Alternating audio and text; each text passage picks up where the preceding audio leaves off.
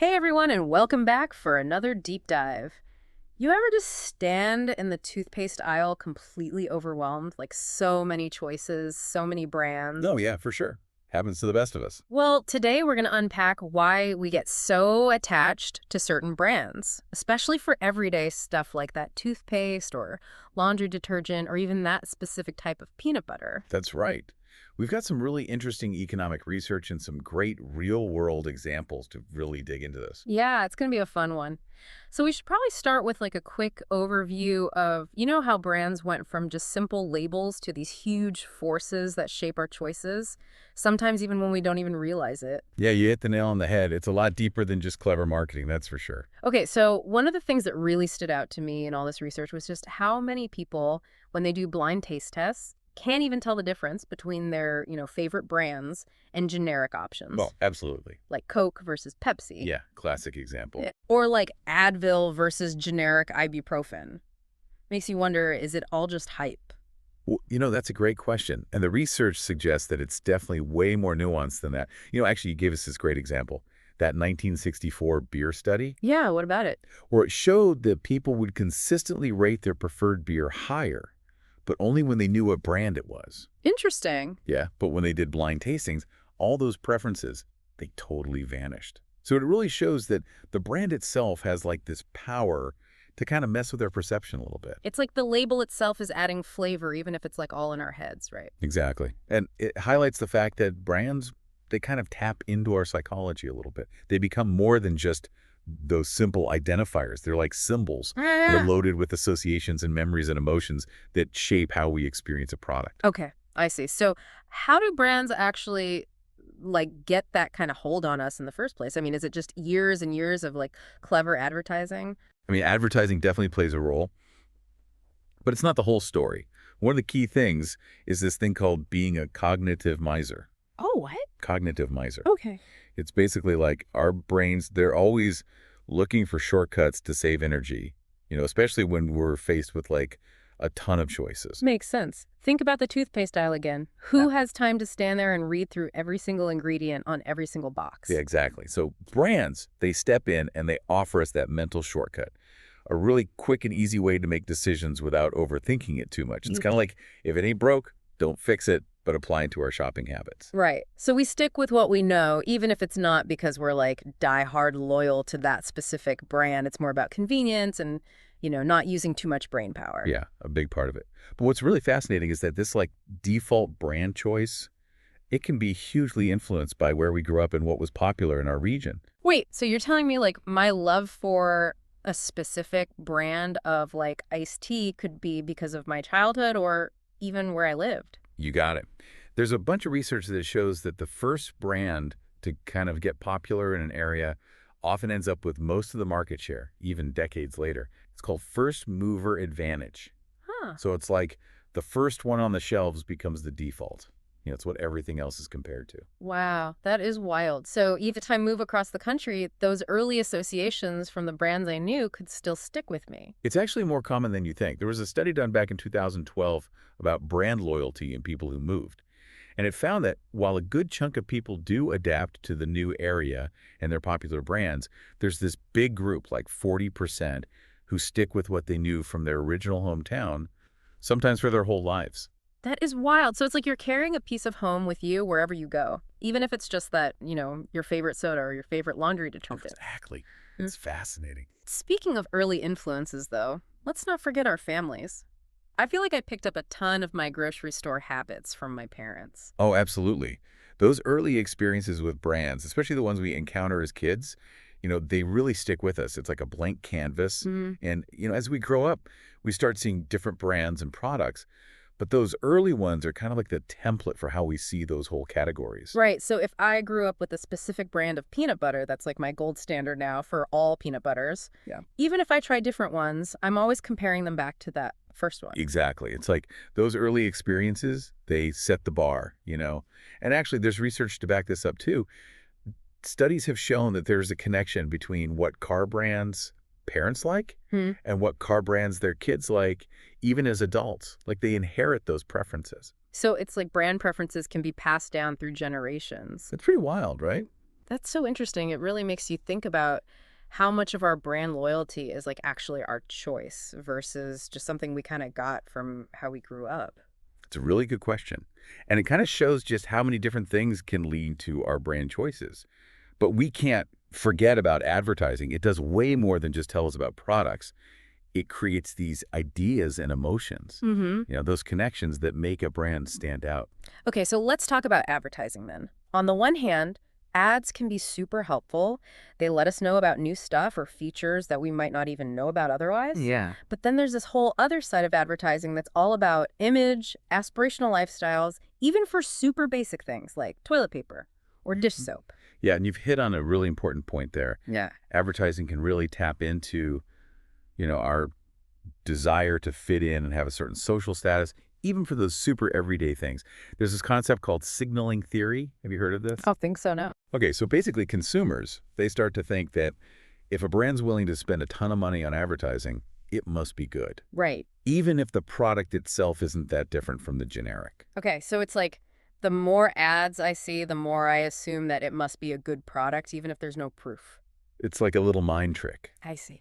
But it can be super powerful. And it leads to this other thing called blocking, where if we know the brand name so well, it can actually keep us from, fully getting the product itself. Blocking, what's that? Can you give me like an example? Okay, sure. Think of Tylenol. Okay. A lot of people, they know the brand name Tylenol way before they ever hear about acetaminophen, right? Right.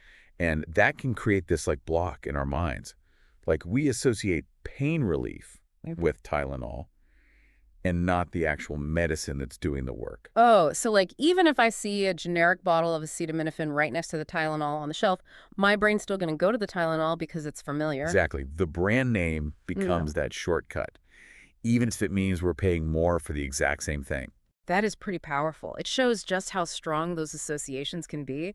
But here's the thing, with all this online shopping and artificial intelligence stuff popping up left and right, are those old school ways of building brand loyalty starting to fall apart? Now that is the million-dollar question.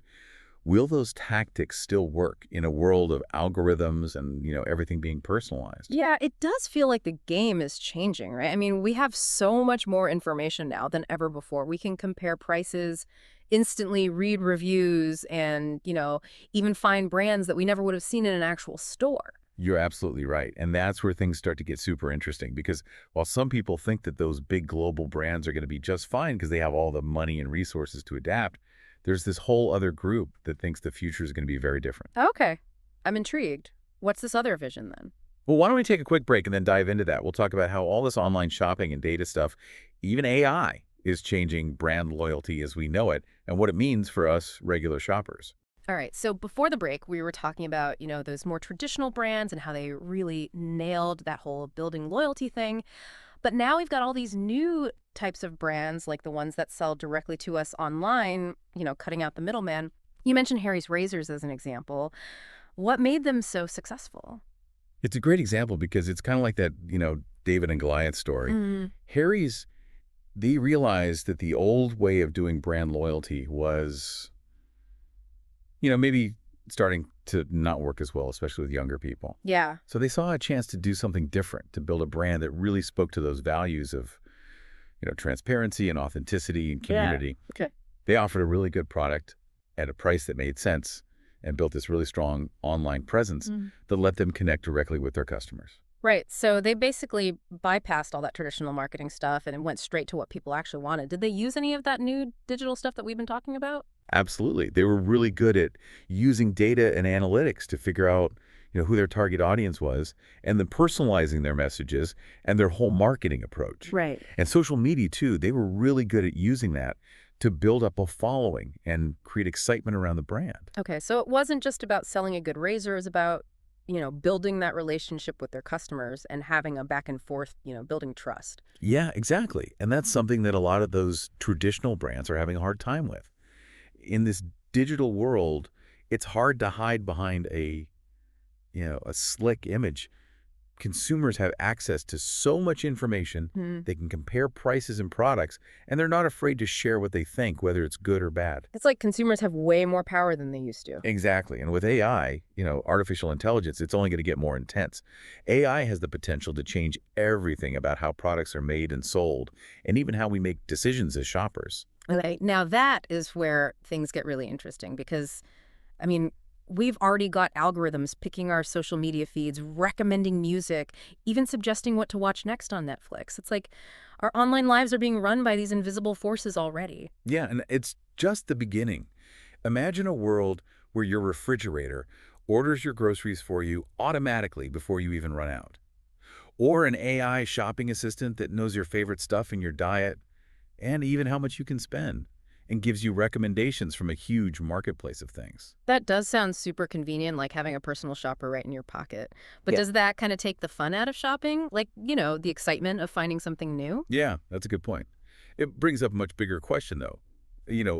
Does all this personalization mean the end of brand loyalty as we know it? So what are the experts saying? Is AI going to kill brand loyalty? It's a big debate. Some people think those global brands will be just fine because they have the money and the data to adjust to this new world. They'll use AI to get even more personal with their marketing, predict trends, and create those customer experiences that are really engaging. So it's like this arms race, brands versus AI, each one trying to be smarter than the other. Kind of, but there's another side to it. Another group of people think that the future is actually going to be about those smaller brands, the local ones, the ones that are doing something different. Interesting. How would that work? Wouldn't AI still favor the big companies with all the data? Not necessarily. AI can actually make things more fair for smaller brands. It can help them reach the right customers, personalize their marketing, and compete with those bigger companies. If AI can find people who are specifically looking for things like sustainable products or locally sourced ingredients or brands that share their values, it can connect them to those businesses no matter how big or small they are. So instead of seeing a bunch of random ads, we'd get recommendations that are actually based on what we care about and what we want. Exactly. And that could lead to people becoming loyal to brands again, but not in the old way. It wouldn't be about sticking to a big name brand but about choosing to support the companies that, match up with our personal values. Okay, that makes sense, especially with people becoming more aware of data privacy and all the downsides of AI. They might want to support brands that feel more human, more transparent, and ethical. That's a great point.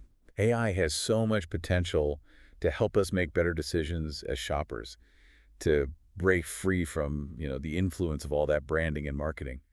Imagine a tool that looks at your spending, helps you understand your habits, and even points out where you're probably overpetching for name brands just out of habit. Wow, that would be amazing, like having a financial advisor just for your shopping. Right, and it could help people make smarter choices, picking generics when it makes sense, supporting local places, or finding brands that match their beliefs. But that wouldn't be good for those big companies, the ones that depend on us buying the same stuff all the time. It's a challenge for them, for sure. But it's also a chance for them to change, to focus on what's really valuable, build trust in this new world, and connect with customers in a more genuine way. So it's not about the end of brand loyalty. It's about it changing, from blindly following a brand to making a choice. Yeah, I think that's a good way to put it. As AI starts doing more of the work for us, it frees us up to think about what really matters, our values and the impact our choices have. That's a really powerful idea. Like AI is giving us the chance to change the rules of the game. Instead of just being influenced by marketing, we can choose what we buy and support the brands that match what we believe in and, say no to the ones that don't. It's exciting and kind of scary at the same time. But one thing's for sure, the future of brand loyalty is up to us. Well, we've talked about how our brains work, how brands have figured that out, and now how technology is shaking things up even more. It's been a wild ride so far. But before we wrap things up, let's step back for a minute and think about what all of this means for the future of, how we buy things. So we're back and, wrapping up our deep dive into brand loyalty. Yeah, it's wild to think about how much we've covered. Yeah. From how our brains make those split-second decisions in the grocery store to how AI might just totally change the way we shop. I know, right? It's like we've been exploring this hidden world of things that shape our choices, stuff we don't even realize is happening. And that's exactly why this deep dive is so important. Bringing all those subconscious things to light, helping us see how we form our preferences. And ultimately, it's about giving us back control over our choices. Okay, so let's take a minute to, kind of recap.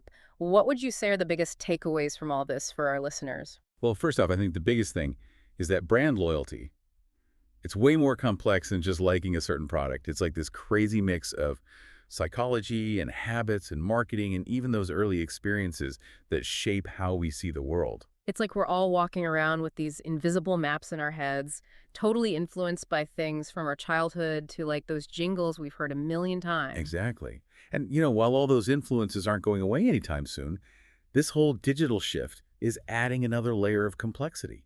Online shopping, those brands that sell directly to us, AI, personalizing everything, it's creating a ton of challenges and opportunities for both brands and for us as shoppers. Like we're becoming more aware as shoppers. Like we have more info than ever before. We're not just listening to ads anymore. We're looking for information, comparing things, and demanding more from the brands that we choose. And that's where AI fits in. It's got this potential to be, a good thing and a bad thing. On the one hand, it could shake things up for those big brands and help those smaller niche brands find their audience. And for us shoppers, it means more options that fit what we need. But AI could also be used by those same big companies to, come up with even trickier marketing that like anticipates everything we want and influences us without us even knowing. It's definitely a double-edged sword. Yeah. But at the end of the day, I think knowing more is always better. The more we understand, those psychological nudges and the technology, the better we can navigate it all and make choices that feel good to us. It's like we're telling our listeners to wake up and pay attention, right? To think critically and be more in charge of their choices. Exactly. Ask those questions, do your research, and don't be afraid to, question things because the power is shifting and it's up to us to decide how we want to use it. Well said. All right, so as we wrap up this deep dive, I want to leave everyone with something to think about. Do you consider yourself loyal to certain brands? Yeah, good one. And if you do, which ones and why? Is it the quality or the convenience, maybe nostalgia, or something totally different? And as AI becomes a bigger part of our lives, helping us make choices, what's going to happen to those conscious decisions about brands? Will we just go with what AI suggests, or will we try to stay, in control of what we buy? It's a question worth thinking about for sure, and one that's going to keep changing as brands and technology keep evolving. So stay curious, stay informed, and most importantly, stay in control. Thanks for joining us for this deep dive into brand loyalty. We hope you enjoyed it, and we'll see you next time.